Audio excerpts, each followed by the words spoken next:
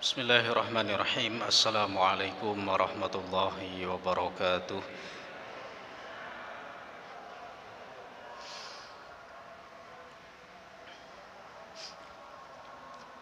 Alhamdulillahi wa kafa wassalatu wassalamu ala nabiyil mustafa wa ala alihi wa sahbihi ahli sidqi wa tuqa wal wafa. Amma ba'du fa ya rabbi zidni ilma warzuqni fahma rabbi shrah li sadri wa yassir li amri wahlul 'uqdatam min lisani yafqahu qawli. Subhanaka la ilma lana illa ma 'allamtana innaka antal alimul hakim. Allahumma inna nas'aluka ilman nafi'a wa rizqan thayyiba wa amalan mutaqabbala. Allahumma inna na'udzubika min qalbin la yakhsha wa du'ain la yusma wa ilmin la yanfa wa amalin la yurfa wa nafsin la tashba. Kaum muslimin dan muslimat jamaah Masjid Al-Furqan yang dimuliakan Allah Ta'ala, insyaallah kita akan lanjutkan. Qala al-musannifu rahimahullahu ta'ala wa nafa'ana bihi wa bi'ulumihi fid dharaini amin. Sang pengarang kitab menulis dalam kitabnya, beliau berkata, Al-faslu tsani minal babi tsani minal jumlati tsaniyah. Pasal kedua dari bab yang kedua. Fil iqamati, menjelaskan tentang iqamah atau qomat. Setelah kita selesai membahas adzan, maka kita lanjutkan bab iqamah. Ikhtalafu fil iqamati fi mawdhi'aini fi hukmiha wa fi sifatiha. Para ulama berbeda pendapat mengenai iqamah dalam dua tempat. Yang pertama adalah hukum iqamah dan yang kedua adalah sifat iqamah. Apa hukum iqamat dan bagaimana sifat iqamat? Artinya lafadznya apa saja ketika seseorang mengumandangkan iqamah. Amma hukmuha, adapun hukum iqamah, fa innaha 'inda fuqaha'il amsari fi haqqil a'yan wal jama'ati sunnatun muakkadatun aktsara minal adzan. Adapun hukum iqamah, maka sesungguhnya menurut mayoritas ulama dari masa ke masa, baik itu sholat munfarid sendirian atau sholat berjamaah, hukum iqamat itu sunnah muakkad. Jadi kalau mau sholat sendiri, kata jumhur, disunnahkan, bahkan sunnahnya sunnah muakkad untuk iqamah sendiri.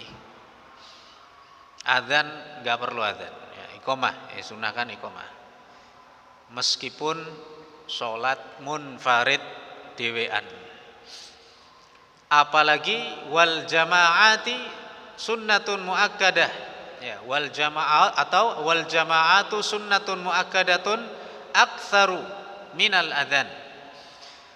Untuk sholat berjamaah hukumnya sunnah muakkad atau lebih, artinya kesunahannya itu lebih daripada iqamat untuk sholat sendirian.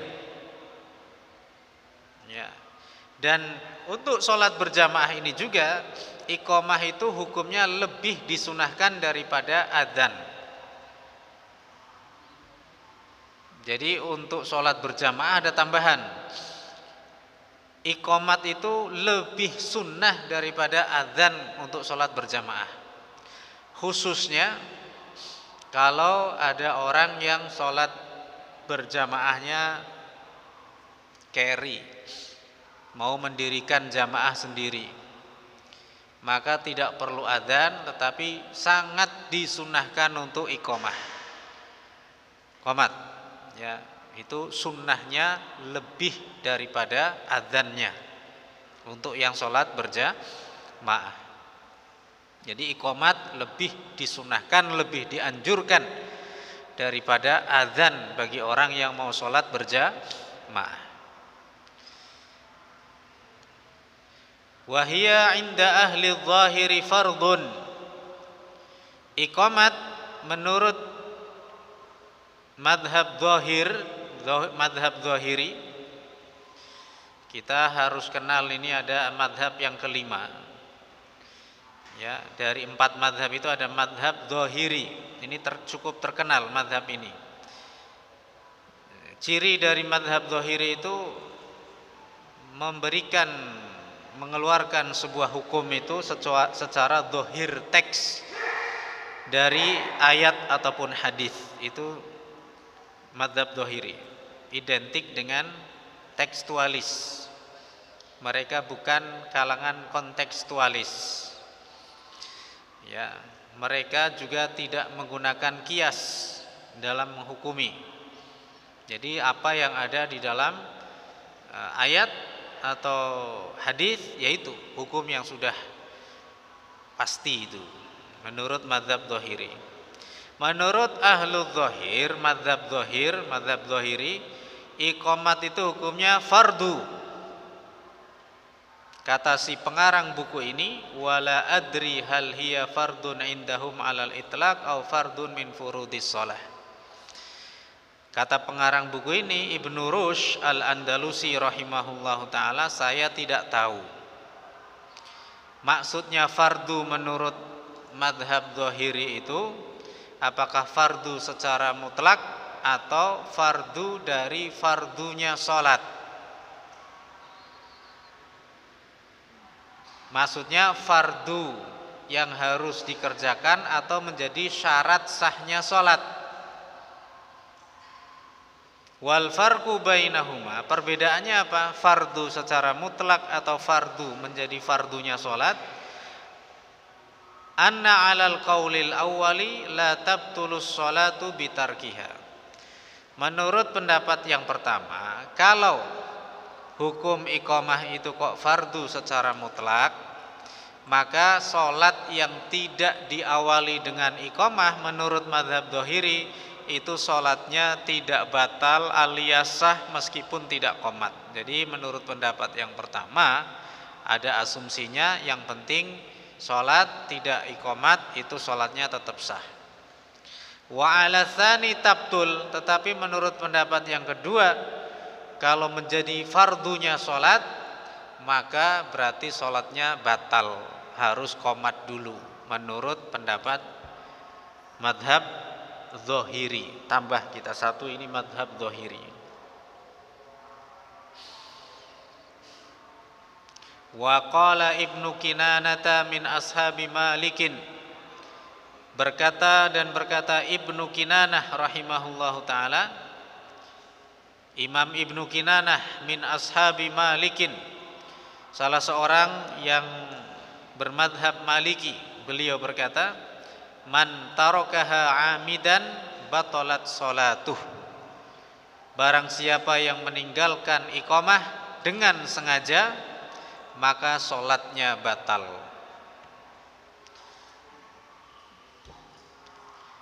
Ya, ini menurut pendapat yang ketiga. Jumhur ulama hukumnya sunnah muakkad, baik itu sholat sendirian ataupun sholat berjamaah. Jadi tidak wajib, tapi sunnah muakkad menurut mayoritas ulama.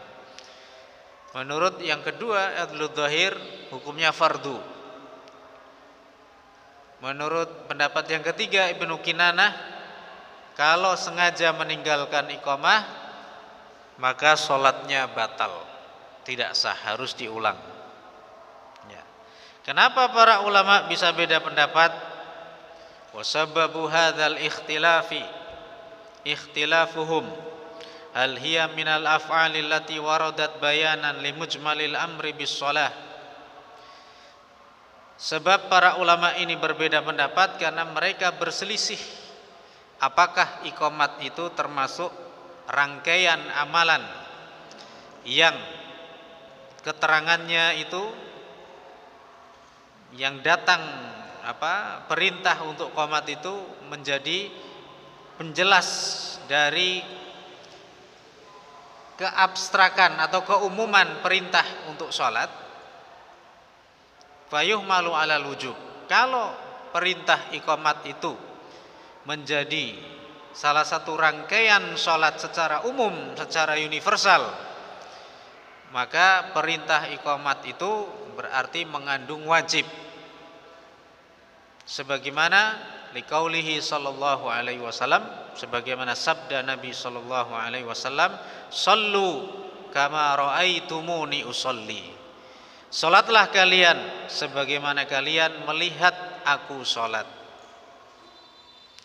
Jadi salatnya Nabi itu selalu diawali dengan iqamah. Kenapa? Karena Nabi salatnya selalu berjamaah, Pak. Ora kaya awake dhewe kadang cok metu munfarite. Ya, makanya yang dilihat sahabat itu ya Rasulullah pasti ada iqamahnya. Ya. Sehingga kalau ini secara zahirnya salatnya Nabi sallallahu alaihi wasallam pasti diawali dengan iqamah karena beliau mengerjakannya selalu berjamaah. Nabi bersabda, "Shallu kama raaitumuni usolli." Salatlah kalian sebagaimana kalian melihat aku salat.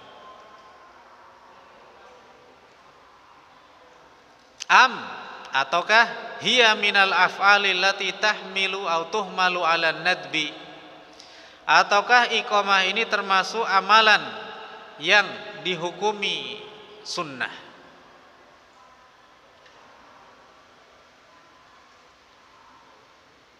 Jadi ada dua kemungkinan. Perintah untuk iqamah ini bisa karena mengandung kewajiban atau hanya sunnah saja. Wa dhahiru hadithi Malik bin al-Huwairits yujibu kaunaha fardhan imma fil jama'ati wa imma 'alal munfaridi. Secara zahir hadis yang diriwayatkan oleh Malik bin Huwairits mewajibkan qamah itu hukumnya menjadi fardu, wajib, baik dalam sholat berjamaah atau sholat sendirian. Jadi secara zahirnya, karena setiap sholat yang dikerjakan Nabi selalu diawali dengan iqamah, maksudnya sholat wajibnya ya selalu diawali dengan iqamah. Karena ada sholat yang tidak diawali dengan iqamah, sholat sunnah ya, termasuk sholat id itu juga tidak diawali dengan iqamah, hanya as-sholatu jami'ah ya, dengan lafadz as-sholatu jami'ah, sholat sudah mau ditegakkan, artinya sholat mau dilakukan secara berjamaah, tapi nggak ada ceritanya sholat id kemudian qomat, nggak ada ya. Adanya as-sholatu jami'ah, biasanya seperti itu. Tapi kalau sholat wajib, pasti sholatnya Nabi diawali dengan iqamah. Nah, karena Nabi tidak menjelaskan secara langsung hukumnya fardu atau sunnah, yang sahabat tahu sholatnya Rasulullah selalu diawali dengan iqamah.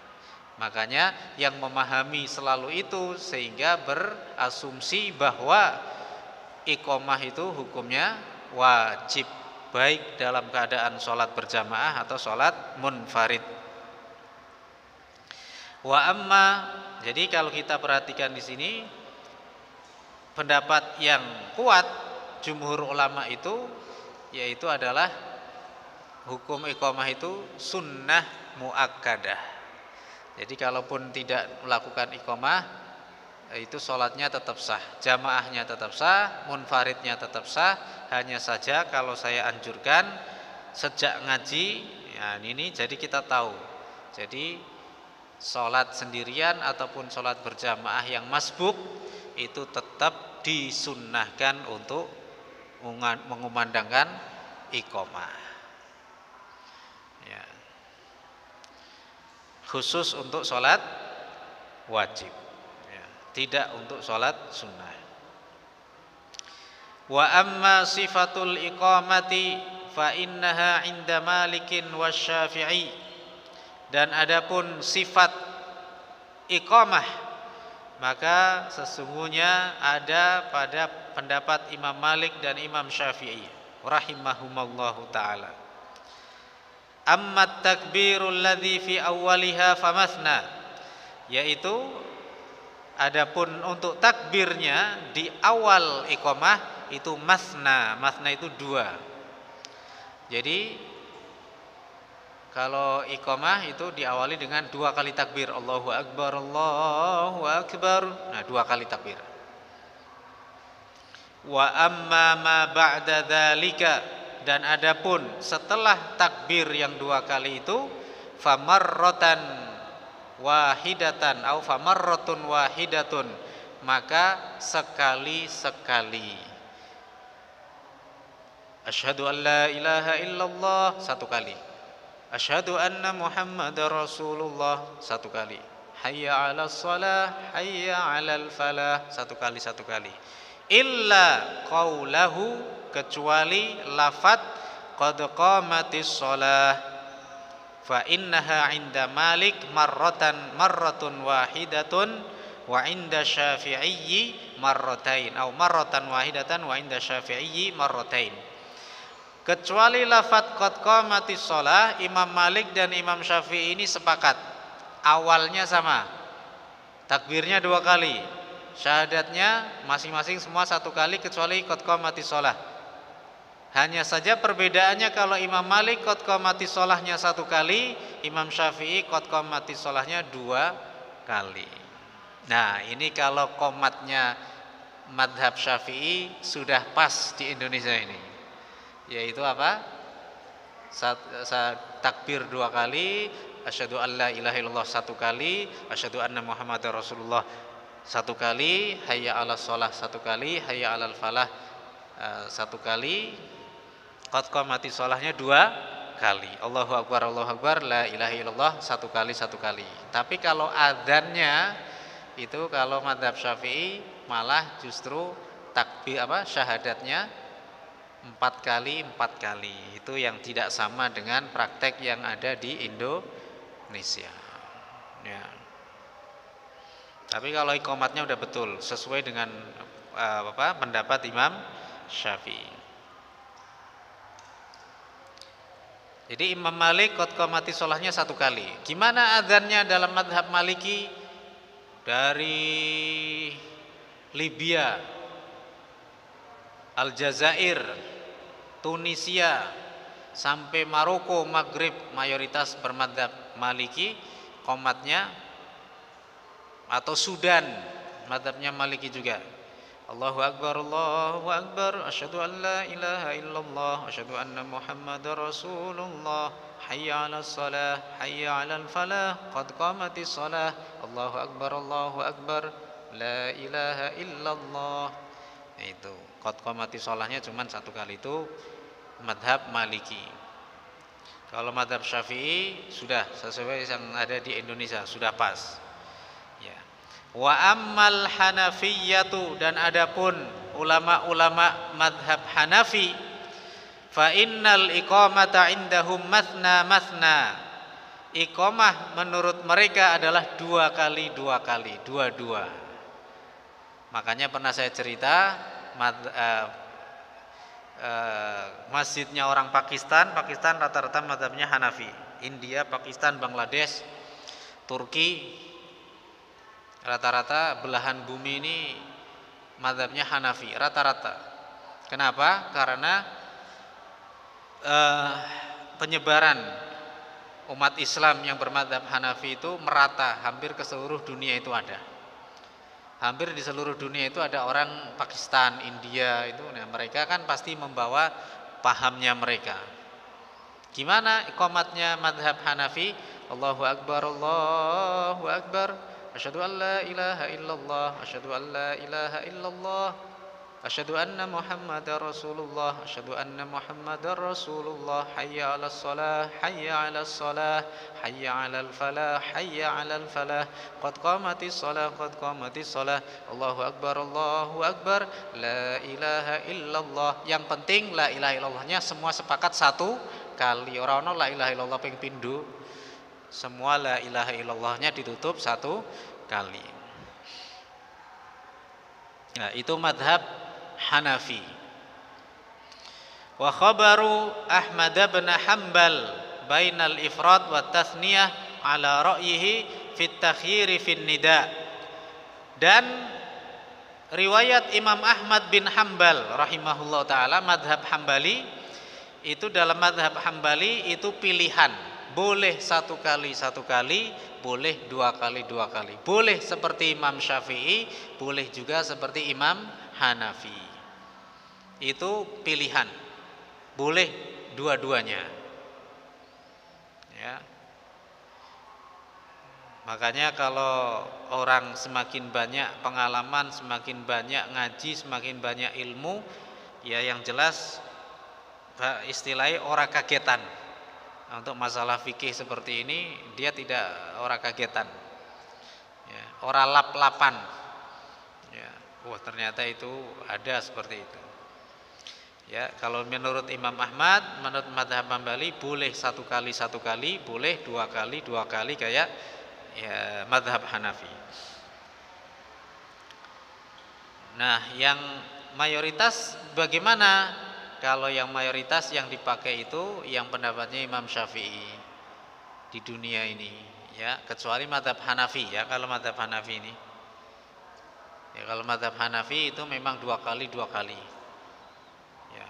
Ya misalkan ke Amerika itu apa madhabnya Hanafi, di Inggris, di apa Eropa, di Belanda misalkan, kalau itu masjid bukan punya orang Indonesia tapi punya orang Pakistan, ya udah jelas, atau punya orang Turki, pasti qomatnya dua kali.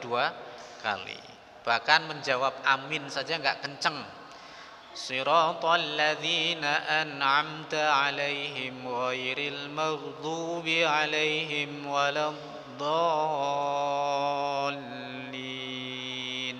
Madzhab Hanafi aminnya cuman amin, amin, amin. Sing ora yang apa yang selain Hanafi amin itu satu masjid sing seru wong kuwi tok, liyane amine liri kabeh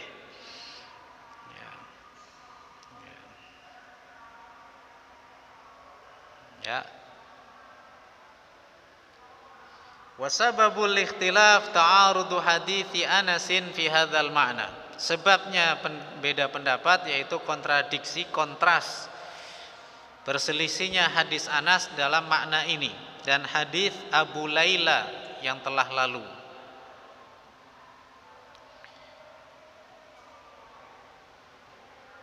Wa dzalika anna fi hadithi Anasin ats-tsabiti umira Bilalun ayashfa'al adzana wa yufridal iqamata illa qad qamatis shalah. Yaitu di hadisnya Anas bin Malik radhiyallahu anhu yang telah tetap adanya bahwasanya Bilal bin Rabah diperintahkan untuk menggenapkan adzan, artinya dua-dua adzan dibaca dua-dua, dan menyatukan iqamahnya di satu, dijadikan satu-satu. Adzannya dua-dua, lafadz iqamatnya satu-satu, kecuali lafadz qad qamatis shalah. Itu hadisnya Anas. Wa fi hadisi Abi Laila, dan hadisnya Abu Laila radhiyallahu anhu annahu sallallahu alaihi wasallam, bahwasanya Nabi sallallahu alaihi wasallam amara Bilalan fa'adzana mathna wa aqama mathna. Jadi Nabi pernah memerintahkan Bilal, menurut riwayat yang lain, riwayatnya Abu Laila, sama-sama muadzinnya Bilal dan yang iqamah Bilal. Hanya saja hadisnya Anas adzannya dua kali, iqamahnya satu kali, kecuali qad qamatis shalah. Tapi adzannya Abu Laila adzannya dua kali, qomatnya juga sama dua kali. Jadi ada dua versi. Wal jumhuru, dan mayoritas ulama, annahu laisa 'alan nisa adzanun wala iqamah. Menurut mayoritas ulama itu perempuan itu tidak wajib, tidak diperintahkan untuk adzan dan juga tidak iqamah. Jadi kalau perempuan mau sholat sendiri atau berjamaah antar perempuan, maka tidak perlu adzan, tidak perlu iqamah menurut jumhur ulama. Jadi perempuan tinggal sholat. Ya, ini menurut jumhur ulama. Mayoritas ulama, kalau sholatnya jamaahnya perempuan atau sholat perempuan sendirian munfarid, tidak perlu adzan, tidak perlu iqamah menurut mayoritas. Tapi menurut Imam Malik, waqala Malik in aqamna fahasan, kalau perempuan itu iqamah maka itu baik. Jadi kalau misalkan ada salah satu perempuan yang qomat, tapi khusus perempuan ini, ya khusus jamaah perempuan, kata Imam Malik hasan, maka itu baik. Wa qala Syafi'i, dan Imam Syafi'i berkata in adzanna wa aqamna fahasan, kalau ada adzan dan ada iqamah maka itu baik, itu lebih baik. Jadi kalau kata Imam Malik yang lebih baik qomatnya saja, adzannya enggak usah. Tapi kalau kata Imam Syafi'i, adzan, iqamah khusus perempuan aja, ya maka itu lebih baik. Wa qala Ishaq, dan kata Imam Ishaq bin Rahawai, in alaihinna al-adzan wal iqamah, inna alaihinna al-adzana wal iqamata, sesungguhnya wajib bagi perempuan untuk adzan dan iqamah menurut Ishaq bin Rahawai. Kalau kata Imam Malik hanya menganjurkan qomat saja khusus perempuan.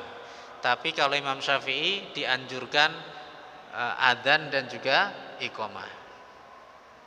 Tapi tak kira nek wong wadok kon adzan dhewe isinah, ya meskipun di kalangan perempuan saja. Itu paling ya qomat itu juga kadang perempuan enggak. Kenapa? Mengikuti pendapat jumhur langsung sholat. Menurut pendapat jumhur. Nah, ini dalilnya Imam Malik dan Imam Syafi'i, ini dalilnya kias, mengkiaskan kalau laki-laki seperti itu maka perempuan juga seperti itu. Itu dalilnya kias. Kata Imam Ishaq bin Rahawai malah menyamakan, hanya saja kiasnya Imam Syafi'i dan Imam Malik itu kias hanya sebagian saja, tidak sepenuhnya. Karena ada yang sepenuhnya. Ishaq bin Rahawai berkata wajib perempuan untuk adzan dan iqamah. Ini yang mewajibkan adzan dan iqamah bagi perempuan. Wa ruwiya an Aisyah, dan diriwayatkan dari Aisyah radhiyallahu anha, annaha kanat tu'adzinu wa tuqimu fima dzakarahu Ibnul Mundzir. Dan diriwayatkan dari Siti Aisyah bahwasanya beliau pernah adzan dan pernah iqamah, sebagaimana yang disebutkan oleh Ibnul Mundzir. Ya. Jadi menurut ada riwayat kenapa perempuan itu juga adzan dan iqamah, karena dulu Aisyah juga adzan dan juga iqamah. Jadi ada dalilnya memang. Ya, hanya saja tidak dianjurkan sekali seperti pada laki-laki. Kalau perempuan hanya anjuran saja. Karena ada dalil dulu Aisyah pernah adzan dan juga pernah iqamah khusus untuk jamaah perempuan. Ya. Perempuan boleh jadi imam khusus bagi perempuan, iya. Kalau imam bagi laki-laki boleh enggak? Boleh, tapi yang makmum harus anak yang belum baligh. Misalkan ada seorang ibu sholat di rumah, anaknya laki-laki yang belum baligh, itu boleh ibunya jadi imam bagi anaknya, itu boleh. Ya, sambil belajar sholat. Misalkan daripada ning masjid kok ngerusui, misalkan anaknya sholat di rumah makmum sama ibunya, boleh. Ya, di masjid boleh, yang penting ojo ribut. Ya, misalkan karena ada dalil dulu seorang sahabat Nabi jadi imam di rumah, kemudian anggota keluarganya jadi makmum. Tapi yang jadi makmum itu laki-laki tapi mereka usianya belum balik, masih anak-anak, itu boleh. Ya, boleh. Dulu Siti Aisyah juga pernah adzan dan juga pernah iqamah. Ini hadis ini disebutkan oleh Ibnul Munzir dalam Sahih Ibnu Abi Syaibah. Ya, Ibnu Abi Syaibah hadisnya sahih, dikeluarkan oleh Ibnu Abi Syaibah dalam Al-Musannaf kitab beliau, Abdur Razak juga dalam Al-Musannaf, Al-Hakim dalam Al-Mustadrak, dan Imam Al-Baihaqi. Ya, itu juga disebutkan ini riwayat Aisyah ini. Jadi Bapak Ibu sekalian, dalil itu yang nuwun sewu tidak hanya di Bukhari Muslim saja, atau Sunan Tirmidzi, Abu Dawud, Nasai, dan Ibnu Majah. Banyak kitab yang kemudian dijumpai ternyata tidak ada di kitab ini, ada di kitab yang itu, dan sebaliknya, saling melengkapi. Ya, makanya dalam hal ini kebanyakan hadis itu ahad. Ahad itu berarti perorangan, tidak sampai mutawatir. Mayoritas hadis itu ahad, dan ahad itu kalau dalam usul fikih hukumnya dhonni. Dhonni itu masih prasangka ketetapannya. Dhonniyut thubut atau dhonniyud dilalah atau dhonniyul qata'. Masih bukan qat'i, maaf, dhonniyu thubut. Jadi kalau mutawatir itu pasti, qat'i, pasti. Tapi kalau hadis mayoritas ahad. Jadi ahad itu ada kemungkinan, artinya yang jelas diketahui oleh kelompok dan tidak diketahui oleh kelompok. Jadi itu makanya di sini ada riwayat perempuan pernah adzan, tapi di sini mengatakan tidak ada. Nah, jamaah sekalian yang dimuliakan Allah Ta'ala, jadi khilaf apakah perempuan itu adzan atau iqamah, atau jadi imam atau tidak imam, karena makna annaha al-aslu annaha fi makna rajuli fi kulli ibadah. Khilaf antara adzan dan iqamahnya perempuan itu juga kembali kepada apakah perempuan itu bisa menjadi imam atau tidak bisa. Ya, ini pertanyaan. Maksudnya perempuan jadi imam bagi perempuan. Kila dikatakan al-aslu annaha fi makna rajuli, karena asalnya makna perintah itu untuk fi kulli ibadah. Kebanyakan ibadah itu perintahnya untuk lafadznya laki-laki. Wa aqimus shalah, kebanyakan laki-laki. Ya ayyuhalladzina amanu, kebanyakan laki-laki. Illa ayakumad dalil ala takhsisiha, kecuali ada dalil yang mengkhususkan perempuan. Au fi ba'diha hiya kadzalika wa fi ba'diha yatlubud dalil. Jadi atau dengan ini minta, ada yang memang harus ada dalil khusus untuk perempuan, atau memang dikiaskan seperti untuk laki-laki. Sehingga untuk perempuan itu pernah ada kisah bahwasanya sahabat Nabi itu pernah request ke Rasulullah, ya Rasulullah, kenapa ayat kok seringnya turunnya laki-laki? Maka turun surat Al-Ahzab, innal muslimina wal muslimat wal mu'minina wal mu'minat, dan seterusnya itu disebutkan. Itu karena dulu ada sahabat perempuan yang minta juga perempuan disebut dalam Al-Quranul Karim, karena kebanyakan laki-laki. Padahal kalau perintah untuk laki-laki umumnya juga untuk perempuan, kecuali ada dalil yang mengkhususkan perempuan. Wallahu a'lam bishawab. Alhamdulillahirabbil alamin. Subhanakallahumma wa bihamdika asyhadu an la ilaha illa anta astaghfiruka wa atubu ilaik. Assalamualaikum warahmatullahi wabarakatuh.